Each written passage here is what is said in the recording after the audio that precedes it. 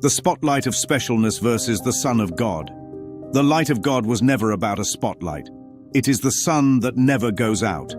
A spotlight is the ego's symbol for specialness. It shines on one figure and leaves everything else in darkness. It points in a single direction, which means everything outside the circle is cast as less, unseen, or unworthy. That is the architecture of specialness.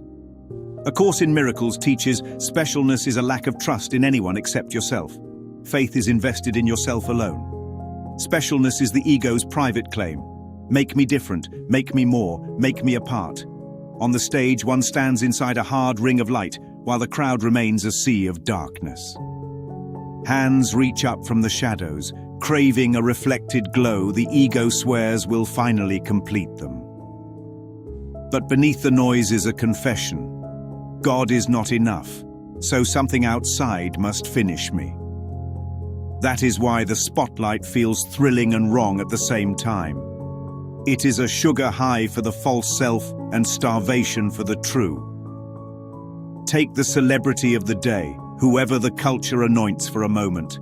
The crowd cries, "We love you, we love you," but notice the conditions buried inside the chant.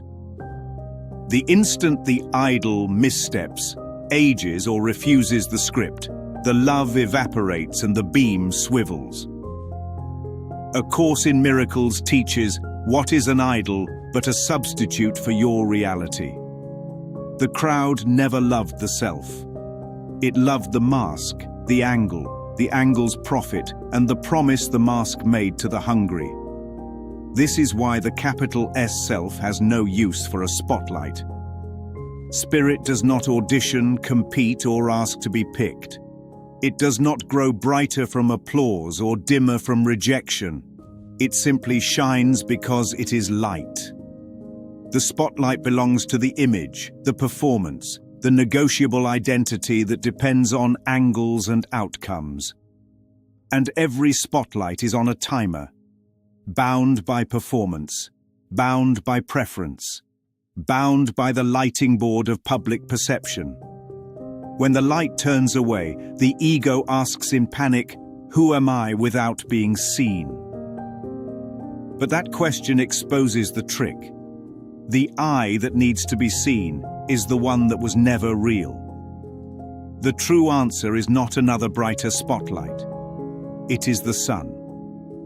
The sun does not highlight. It reveals. It does not choose one and withhold from another. It gives equally because equality is its nature. It does not flicker with headlines, reputations, or sales. It is steady, whole, and unbothered by opinion. A Course in Miracles teaches specialness is the great dictator of the wrong decisions. Here is the grand illusion of what you are and what your brother is. Specialness always cuts, ranks, and orders, then calls the cut love. But love does not compare. Love extends because it is itself extension. So the tragedy is never that the spotlight fades. The tragedy is mistaking the spotlight for God's light. It is mistaking attention for love, applause for worth, and a private beam for the sun that never goes out. Lay down the idol of being the one. Let the crowd keep its darkness if it wants it. Step into what cannot go out. Not the beam that edits reality, but the light that reveals it.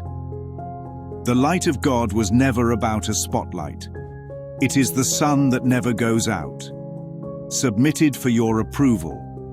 A world where worth is rationed by a moving circle of light, and multitudes wait in the shadows for their turn to exist.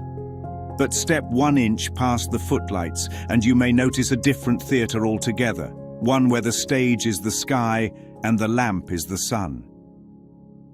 In that place there are no stars, because nothing competes with everything. And the ticket to enter has always read the same.